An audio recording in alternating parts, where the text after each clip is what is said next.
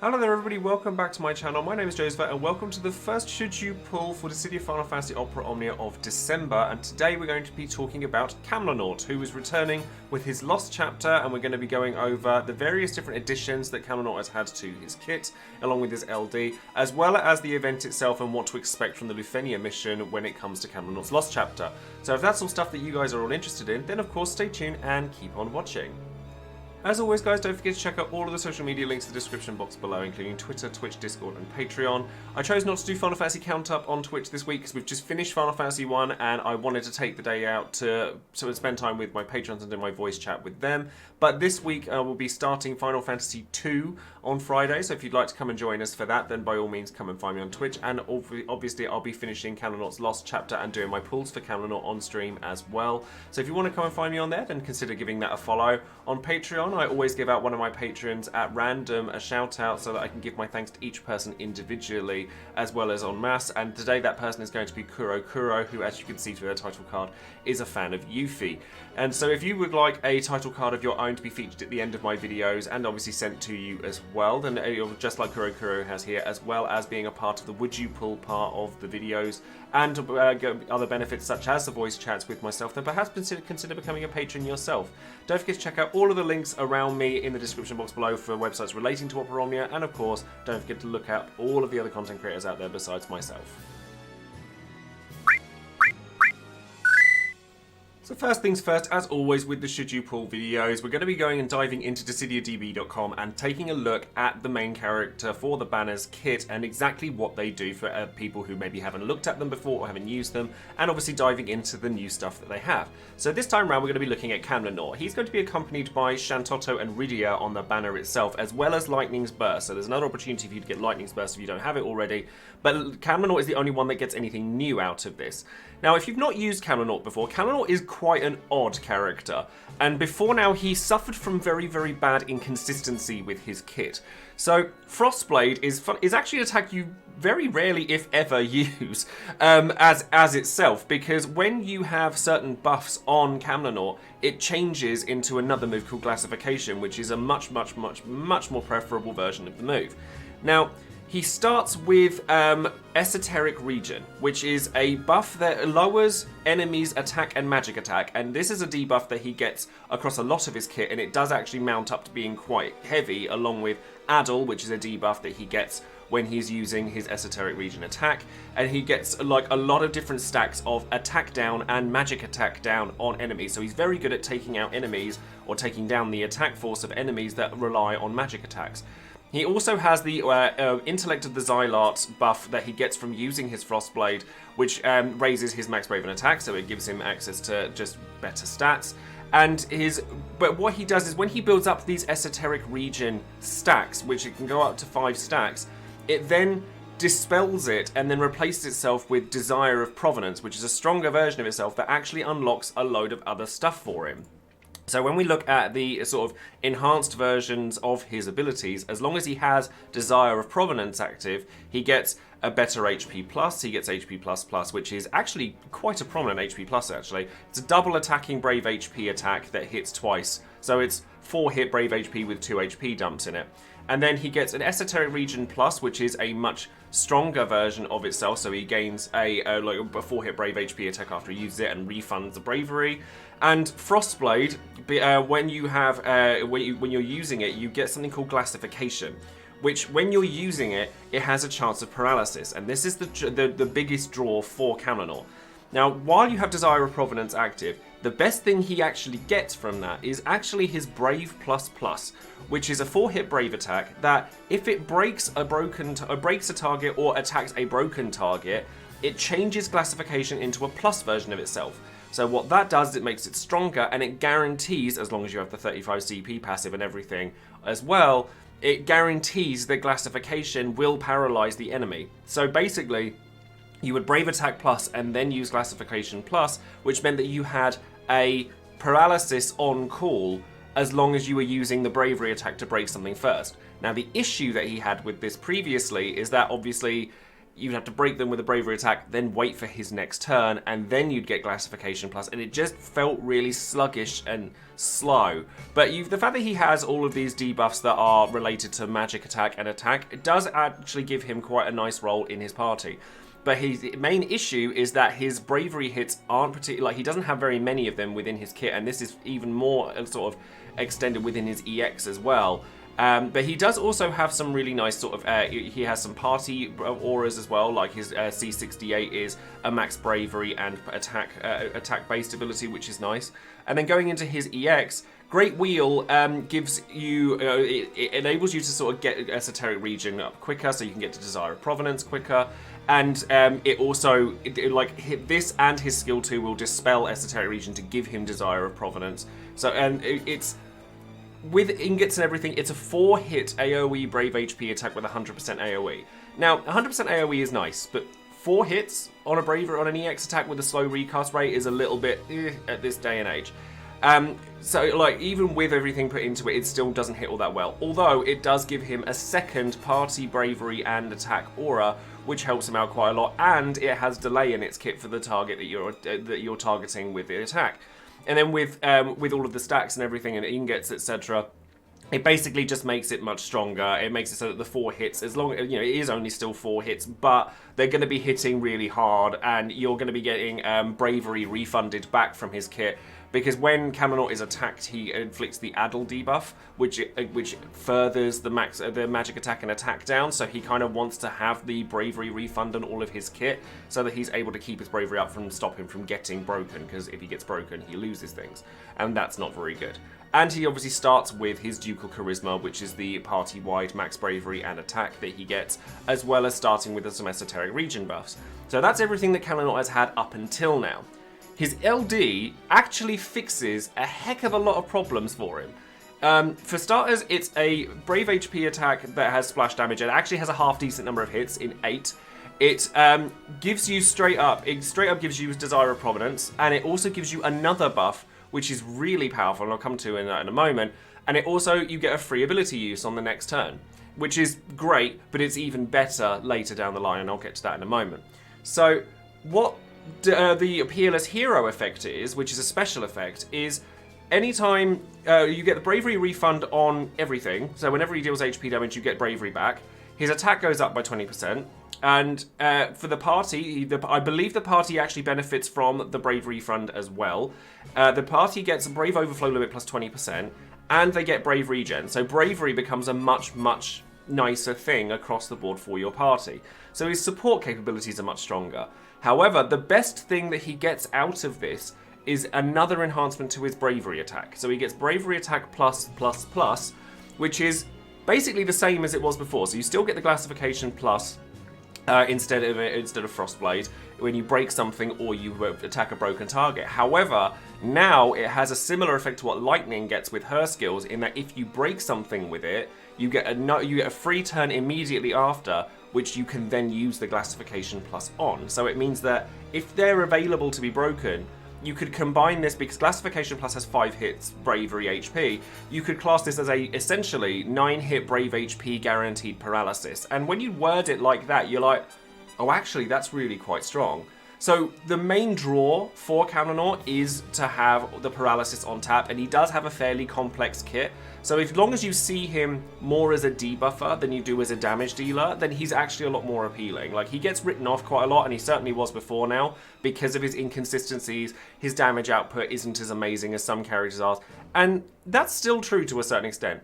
But having Brave Refund on everything he does, having the Brave Regen and things like that, does counteract the fact that he doesn't have very many hits or bravery hits in the rest of his kit. It does help him out quite a lot.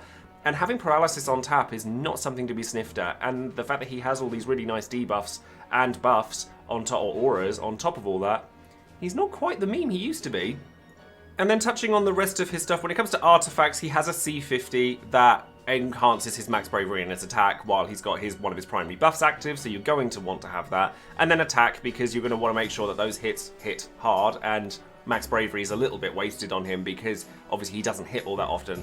So he doesn't hit as often as some characters do, so it can be a little bit wasted. So you definitely want those attacks to count when you do them. He does have a call ability, obviously, and he'll get another one later on in his LD call, which I'll come to in a moment. But Esoteric Region, when he is called, does a 4-hit Brave HP attack that refunds bravery for the caller and also inflicts attack down and magic attack down on the enemy. So it's not an amazing one, but you might find you bring this along to boss fights where you're facing down like multiple mage bosses. So it's certainly one to be looking at. However, when he comes back I think it's February, he'll come back along. Oh no, sorry, March or April, he'll come back alongside Paladin Cecil. He'll get an LD call ability alongside other characters that have had them. And this is actually really nice because his LD will inflict Addle to all enemies, which is then like compounding the attack down and magic attack down. It does a decent amount of attacks, and it also means that the caller gets brave refund whenever they do something for the next 3 turns as well. And then when it comes to his Bloomstone, his C65 actually activates Desire of Provenance straight away, so you can kind of skip the Esoteric Region part of it, so it's nice to have on top of everything. And his High Armor is it's the debuffing one. I wouldn't necessarily recommend going for this with Kam'lanaut unless you're planning on using him a lot. Because a lot of people are probably going to sort of skip over Kam'lanaut because there are a lot of characters that have turn denial and sort of paralysis, that kind of thing in their kit, particularly characters like Cloud, Raijin, Shantotto, that kind of thing. So a lot of people will probably want to recover their resources here. But if you are going for Kam'lanaut, then his armor is decent. Like it's one of the stronger ones, and it does compound the debuffs that he already has. But honestly, I think that there are other debuff-based characters like Kefka or Emperor that could possibly benefit from this type of armor more. And then, the last thing I did want to mention is when he comes back with Paladin Cecil, he gets a LD board. LD boards are something that I'll come to when nearer the time when they're released. But this is actually really good for him. Like, it's actually huge. So basically what the LD boards are is they expand upon the LDs, much in the same way to how an EX Plus does to an EX. But his one is actually really strong because Lightblade becomes a double HP dump, which is always nice, especially when he refunds bravery and batteries himself as often as he does. It makes it so that it inflicts Addle for 3 turns, which is actually quite strong in and of itself because it makes it so that the enemies have that attack and magic attack down for longer. It makes the Peerless Hero debuff or buff or special effect that he gets from his LD last for another 4 turns, so it goes from 4 turns to 8 turns as it is now, and then it will get another 4 turns added on top of it. The attack up effect of it gets extended to the party, and it also gives you the Glassification plus effect that you would have gotten from the Bravery plus. And bearing in mind that it already gives you a free skill use, it actually kind of works really nicely. So the next turn your paralysis is free. And it also extends his bravery attack plus even more by giving it gravity, so that it halves bravery before he does the attacks. And it also makes it so that it's free in terms of extending his buffs. Like, you're not having to worry about his buffs nearly as much. So there's a lot going on for Kam'lanaut. Like, I wouldn't expect to have made a video quite this long about a character that a lot of people aren't necessarily going for, but his kit is relatively complicated, but it can actually be more rewarding than people think it is. Paralysis, buffs, debuffs, he does actually have a lot going for him, but his damage output could be better. So now let's quickly go over the event itself and the bosses and the Lufenia mission that's going to come along with Kam'lanaut. So in this particular fight, you're going to be facing off against 2 Proteans, which are sort of variants of Iguions that we've seen in the past. And the Lufenia orb for this time comes about when they are under 80% health, and it does not leave until it's either used or they die. So you have to deal with the orb pretty much the entire way through the fight. But the trigger for the orb is to deny the enemy their turn. And there's multiple ways you can do this. You can do this through HP silence, which isn't the most reliable way to do it because you have to hope that they're actually going to do an HP attack. You can do this through Eldnash's Terror. So if you've got Eldnash sitting in the wings, you can always bring him along and he'll help with this. Or again, they need to be targeting Eldnash for that to go off. But the most consistent ways of doing this are either through paralysis, obviously bringing forth Kam'lanaut and what he does into the actual mix, or you could use Edward and his sleep ability, because that actually denies an enemy's turn completely for the duration of the sleep, and then the count will go up by 15, so you'll have plenty of time in order to reapply. But You do have to bear in mind that the enemies have to actually try to attack you before in order for their turn to be denied, and therefore the orb get the count hit up. So if you're bringing around like Lightning or Noctis or stuff like that, then be careful that you don't overuse their turn, so you don't accidentally trigger the Lufenia attack by not letting them have a turn. And for the same reason, for the love of God, don't bring a Middeltellian to this. Don't bring a Middeltellian friend to this. Don't bring a Middeltellian in your party, because deleting their turn is not denying their turn. It's a different thing. So be very careful who you bring along for that. You need to let them attempt to attack you and then fail. So paralysis, sleep, terror, anything like that is going to work. Outside of that, the Proteans will periodically grant themselves, like individually, a yellow aura. And basically, this is the point at which you want to time your paralysis for that point, because if you don't, they're gearing up to do an attack that will dispel one of your allies and damage them very heavily. So if you want to keep yourself safe, then save your paralyses for that point in time, because it's going to help you just get through the fight. And honestly, if you can manage that, or like, there's lots of characters that have turn denial in the kit that are all very popular, like Raijin. Raijin is fantastic for this because he has such like consistent paralysis as well, and he's a character that a lot of people will already have because they probably pulled him when they were pulling for Lightning in the last banner. He'll work fantastically here. So I've put as an example team here Edward, Raijin, and Kuja, because Edward and Raijin are both characters that a lot of people pulled for, as is Kuja. I mean, Kuja you could replace for Lightning or any heavy damage dealer here, but I figured that Kuja would be quite useful because of his AoE capabilities as well.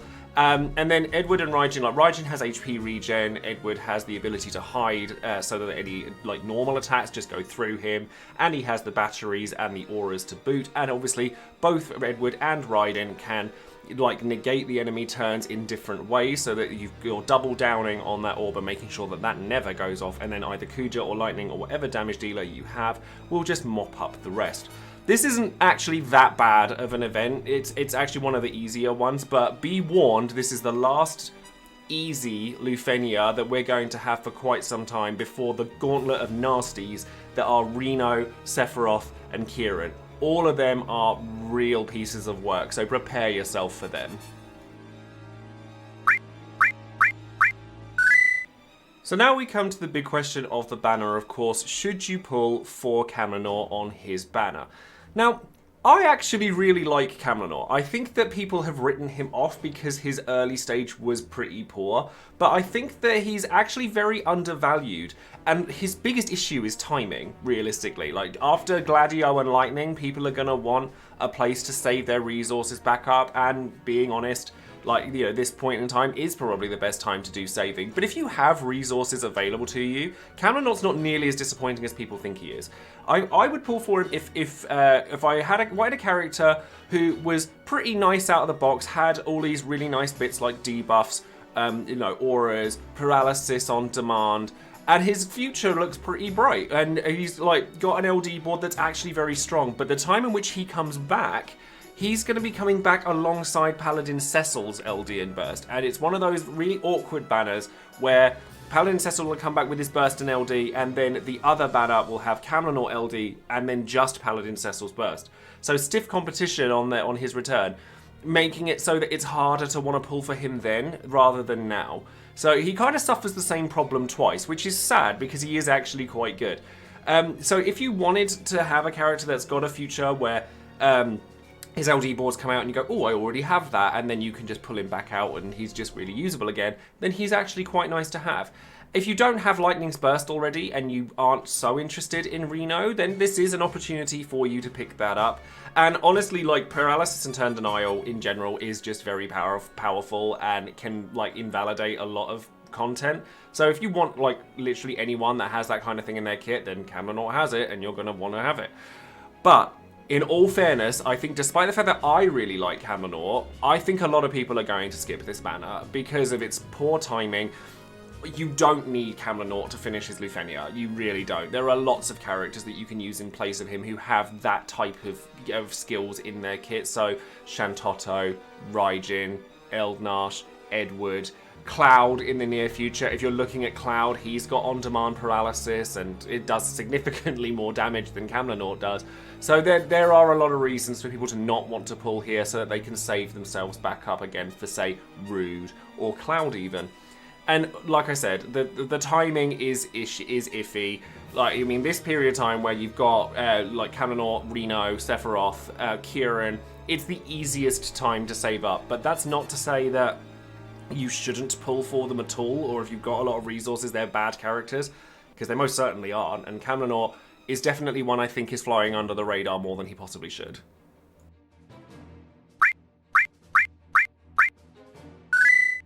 And before we go, it's finally time for Would You Pull, the section of the video where you, the viewer, can get your opportunity to get your opinion across on whether you would or wouldn't pull on any particular banner. Now, Kam'lanaut kind of went the way I expected it to go when I asked all my patrons whether they would pull for him. And so 49% of people said yes, they were going to pull with tickets, which is actually more than I thought they would. So I'm glad to see that there are people out there other than myself that do think that Kam'lanaut is worth looking at. 43% of people said no, they weren't going to put on this banner at all, and 9% of people said yes, they were going to go in with gems. Now, to go into some of the comments that I found here, so Erexo says, yes, with around 100 tickets to see if I get lucky. I have a lot of tickets and I still need Lightning's Burst. If I get her Burst with the free pull, I'll likely not pull for him though. If luck is not on my side, I will try with even more tickets on Reno's banner. So there are some people that do value Kam'lanaut higher than they do Reno, but there are equally going to be a lot of people that value Reno more highly than Kam'lanaut. And they both have relatively similar kits in that they're both debuffers, but they function very differently. So honestly, having both of them would be great, but neither one of them is a mandatory pull like some of the ones we've seen like Gladio or Lightning. I mean, no character is mandatory, but they're as close as you're going to get to it. Atoy6Pity says, voted tickets, probably 200. I'm a big Final Fantasy XI fan and have nearly the entire roster purpled. If I get him, I'll be glad to try him out. I like characters with unique debuff mechanics. Also, another opportunity for Lightning's Burst. Can't break the bank though, too much else going on. So, again, people are going to be saving for Rude, people are going to be saving for Cloud, people are probably going to be saving for Sephiroth now that they've seen the future that he has in store for him. There are a lot of characters that are probably more pressing to people than Kam'lanaut is. Gemakai says tickets for me. Got his EX when he first came around, but his slow build-up made him a little tricky to use. His LD makes him more consistent, so he looks more appealing. The only reason I'm going tickets is because I also have all of his banner mates filled out, and I want to save my gems for Rude, Cloud, and Beatrix down the line. His banner mates aren't fantastic. Like Shantotto, without her LD, if you don't have her LD, you're not going to be using Shantotto realistically. And Rydia, speaking from experience, it's quite hard to fit Rydia into content outside of Chaos challenges, from my experience at the very least. And then finally, ABC says, I'm skipping Kam'lanaut. I don't have an attachment to him. I need his whole kit, but I have every other character on the banner maxed out, including Shantotto and Lightning's Burst, and I have available Lufenia teams. All the paralysis is nice, but I can spend those tickets elsewhere and much more efficiently. So yeah, it does seem like people are very middle of the road when it comes to Kam'lanaut. Like, very few people are going, yes, I have to have the character, I have to have his kit. I really like him personally because I like his design. I actually really like his alternate costume as well. I think it looks really, really good. And I honestly just enjoy the look of the way he works. And being an ice character as well, like Frostbladed classification at ice damage, he pairs up well with ice and like Imperilers, things like Onion Knight when he comes around. So he has like various synergies that will work well for him, but he's definitely not a character that everybody has to have. So that's going to be all for today's video. Thank you all very much for watching. Don't forget to like the video, subscribe to the channel, and click that bell for notifications on any future Dissidia, Opera Omnia, or Final Fantasy videos I might be making. Thank you very much to my patrons for sending in their votes and sending in their comments about Kam'lanaut. It's very interesting to see what other people have to offer in terms of their opinions, as well as just my own, obviously. And then, yeah, that's going to be it from me. So thank you all very much, and I will see you guys in the next video. Take care, everybody. Bye-bye.